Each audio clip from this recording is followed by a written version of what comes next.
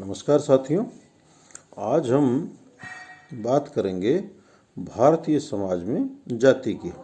जैसा मैंने आपको पहले भी कहा कि जाति भारतीय समाज का पर्चा महाराजा गंगा सिंह विश्वविद्यालय में 3rd ईयर में पढ़ा जा रहा है और राजस्थान विश्वविद्यालय में ये 1st ईयर में पढ़ा जा रहा है। क्योंकि मुझे दोनों ही जगह पढ़ाना पड़ रहा है, इसलिए मैं आपको बार बार ये चीज़ें स्पष्ट कर देता हूँ। आज मैं आपको बताऊंगा जाति प्रथा के प्रकार। महत्व। हट्टन ने जाति द्वारा किए जाने वाले प्रकारों को 3 भागों में विभक्त किया है। पहला व्यक्तिगत दृष्टि से, दूसरा समुदाय की दृष्टि से और तीसरा समाज या राष्ट्र की दृष्टि से। पहले हम बात करते हैं सदस्यों के व्यक्तिगत जीवन में जाति के प्रकार। पहला है सामाजिक स्थिति का निर्धारण। जाति के आधार पर ही व्यक्ति की समाज में स्थिति निर्धारित होती है, जैसे संपत्ति, निर्धनता, सफलता, असफलता व्यक्तिगत गुण दोष के आधार पर बदला नहीं जा सकता। यह सामाजिक स्थिति तब तक बनी रहती है जब तक कि वह जाति के नियमों का उल्लंघन नहीं करता। दूसरा है मानसिक सुरक्षा। जाति प्रत्येक व्यक्ति को पद और कार्य जन्म से ही निश्चित कर देती है। प्रत्येक व्यक्ति यह जानता है कि उसे किस समूह में विवाह करना है, किस प्रकार के सामाजिक, धार्मिक एवं राजनीतिक कार्यों में भाग लेना है। यह सब पूर्व निर्धारित होने से व्यक्ति को मानसिक संतोष और सुरक्षा प्राप्त होती है।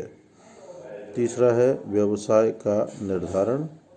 प्रत्येक जाति का एक परंपरागत व्यवसाय होता है, इसलिए व्यक्ति के सामने व्यवसाय चुनने की समस्या नहीं होती, न ही व्यावसायिक प्रतिस्पर्धा पाई जाती है। चौथा है वैवाहिक समूह का निर्धारण। जाति यह तय करती है कि व्यक्ति अपना जीवन साथी किस समूह में चुनेगा। इस संदर्भ में व्यक्ति को जातीय नियमों की पालन करना होता है। पांचवा है सामाजिक सुरक्षा। प्रत्येक जाति की एक जाति पंचायत होती है एवं जातीय संगठन होता है। व्यक्ति पर किसी प्रकार का संकट आने, बीमारी, बुढ़ापा, दुर्घटना आदि के समय ये जाति के सदस्य व्यक्ति की मदद करते हैं। और छठवां है व्यवहारों पर नियंत्रण। प्रत्येक जाति के अपने कुछ नियम एवं प्रतिबंध होते हैं जिनके द्वारा व्यक्ति के व्यवहारों को नियंत्रित किया जाता है। जातीय नियमों का उल्लंघन करने वाले को जाति से बहिष्कृत कर दिया जाता है।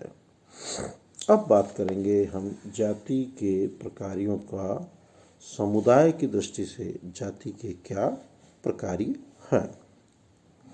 पहला है धार्मिक भावनाओं की रक्षा।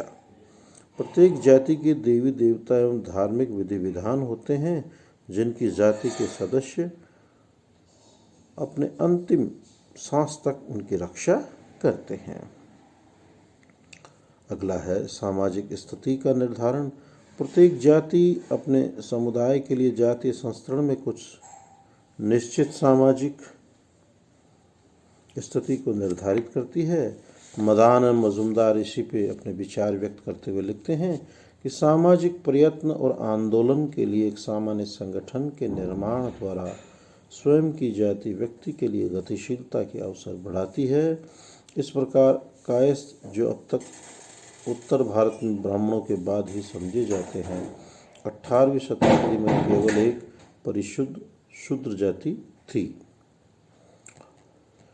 अगला है संस्कृति की रक्षा। हट्टन कहते हैं कि प्रत्येक जाति की अपनी एक सामान्य संस्कृति रही है जिसके अंतर्गत उस जाति विशेष का ज्ञान, कार्यकुशलता, व्यवहार आदि आते हैं। यह सब जाति में एक पीढ़ी से दूसरी पीढ़ी में हस्तांतरित होते रहते हैं। वयस्क सदस्य अपने नए सदस्यों को ये सब सिखा देते हैं। इस प्रकार प्रत्येक जाति अपनी संस्कृति की स्थिरता को बनाए रखती है। और अगला है जातीय एकता को प्रोत्साहन। जाति अपने सदस्यों को एकता के सूत्र में बांधती है। आवश्यकता के समय सदस्य एक दूसरे की सहायता करते हैं। जाति के सदस्यों की भलाई के लिए जातीय विद्यालय, धर्मशालाएं, चिकित्सालय, छात्रावास आदि का निर्माण किया जाता है। अगर जाति के इन प्रकारों को राष्ट्र की दृष्टि से देखें, समाज की दृष्टि से देखें, तो समाज और राष्ट्र की दृष्टि से जाति के निम्न प्रकार्य हैं। पहला है समाज के विकास और रक्षा में सहायक। जाति व्यवस्था ने हिंदू समाज की रक्षा की और सदस्यों को एकता के सूत्र में बांधने का कार्य किया है। फर्निवॉल के अनुसार जाति प्रथा के कारण भारत में एक बहु समाज, प्लूरल सोसाइटी रहा है। जाति व्यवस्था ने समाज को ऐसी व्यवस्था प्रदान की है जिससे कोई भी समुदाय, चाहे वह प्रजाति हो, सामुदायिक, सामाजिक, व्यावसायिक, धार्मिक, अपने विशेष प्रकृति और पृथक सत्ता को बनाए रखते हुए अपने को समग्र समाज में एक सहयोगी अंग के रूप में उपयुक्त बना सकता है। अगला है राजनीतिक स्थिरता। किसी भी देश में जब बाह्य आक्रमणकारियों का शासन स्थापित होता है तो वे वहाँ राजनीतिक और सांस्कृतिक परिवर्तन लाते हैं, किंतु भारत इसका अपवाद रहा है। यहाँ समय समय पर आक्रांता आए, लेकिन जाति ने इन आक्रांताओं से भारत की राजनीतिक और सांस्कृतिक रक्षा की। अगला है श्रम विभाजन। जाति व्यवस्था के अंतर्गत विभिन्न जातियों के बीच कार्य विभाजन किया गया है।